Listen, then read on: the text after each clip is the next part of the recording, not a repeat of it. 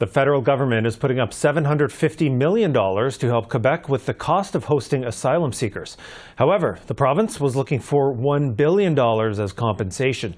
And Premier François Legault says he also wants a 50% reduction in temporary immigration.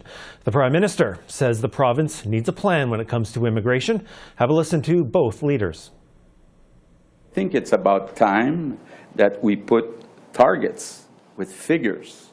And the problem is urgent.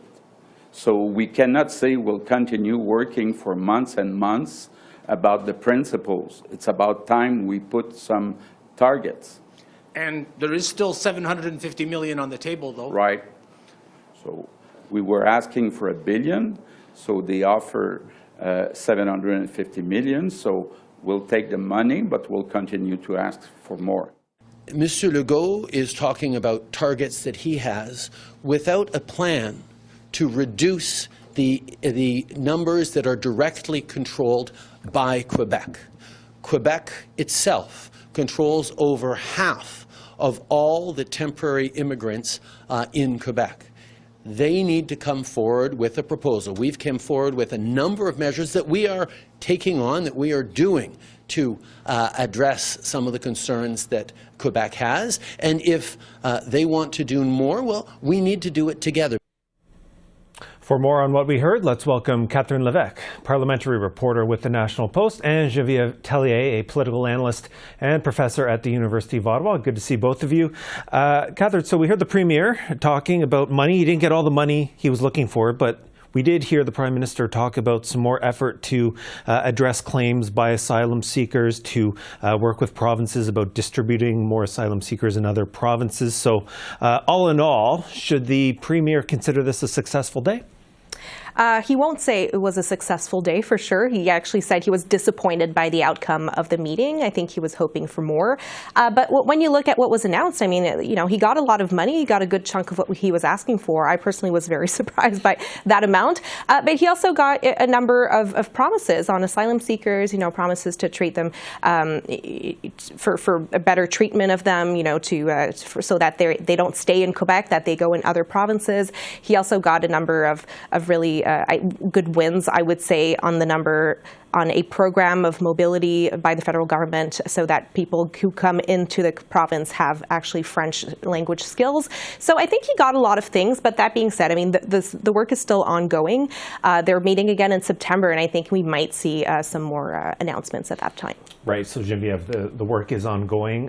Where do you see things in terms of the immigration file after today's meeting? An improvement. It's much better today. I'm much more optimistic than I was yesterday, I must say. I didn't thought that they would agree on a number of files, like Catherine said. And so there are some significant progress, I would say, between the two. So they are speaking, they are talking.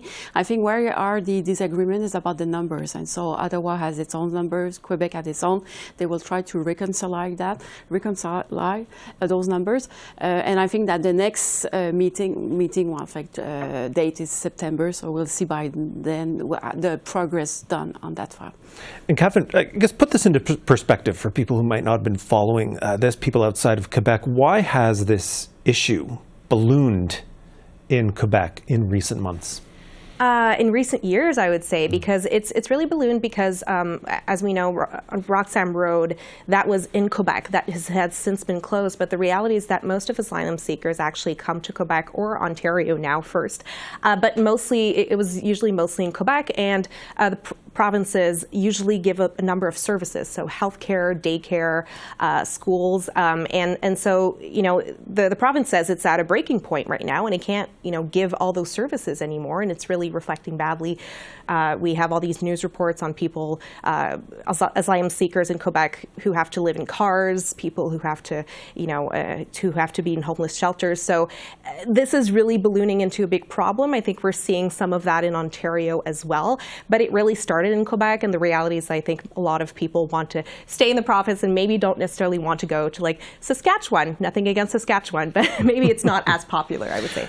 Right, and Geneviève, we know that this comes on the heels of what we heard from the Premier of Quebec on Friday, giving that statement about creating a new advisory committee on Quebec's autonomy, about the Constitution, and one part of that mandate is immigration.